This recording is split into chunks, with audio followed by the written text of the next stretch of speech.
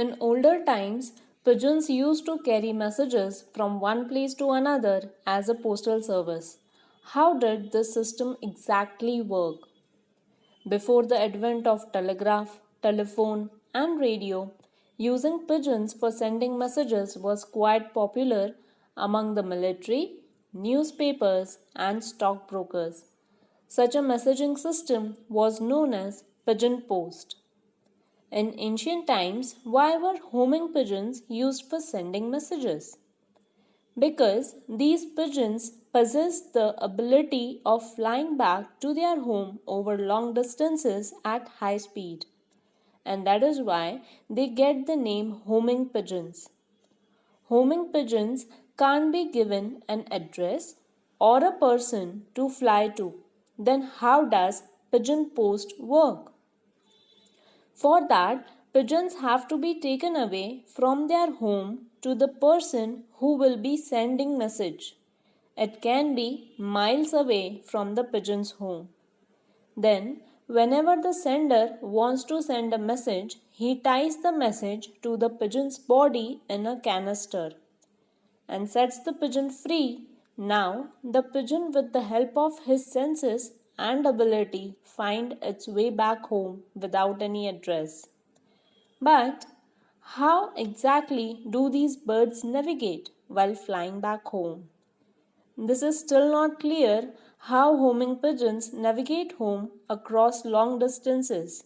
There are several theories that experts believe explain at least part of the process at work.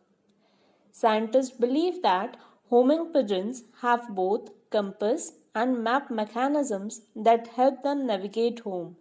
The compass mechanism helps them to fly in the right direction, while the map mechanism allows them to compare where they are to where they want to be, that is, their home. A homing pigeon's compass mechanism likely relies upon the sun. Like many other birds, homing pigeons can use the position and angle of the sun to determine the proper direction for flight. The map mechanism, however, remains a bit of a mystery. Some researchers believe homing pigeons use magnetoreception for guidance. Researchers have found that homing pigeons have concentrations of iron particles in their beaks. These iron particles enable them to detect Earth's magnetic fields easily and navigate in required direction. More recent research, however, suggests that homing pigeons may instead rely upon low frequency infrasounds to find their way home. These low frequency sounds are inaudible to human ears, but they are created by nearly everything, including the ocean and the earth's crust. Homing pigeons may listen to these sounds until they recognize the signature sound of their home roost. Researchers also note that once homing pigeons get closer to home, they may also be guided in part by familiar landmarks, just like humans use when navigating.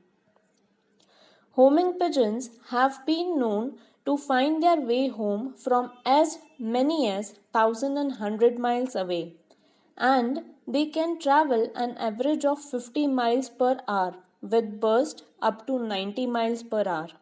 Due to this ability, homing pigeons were used extensively in both World War I and World War II.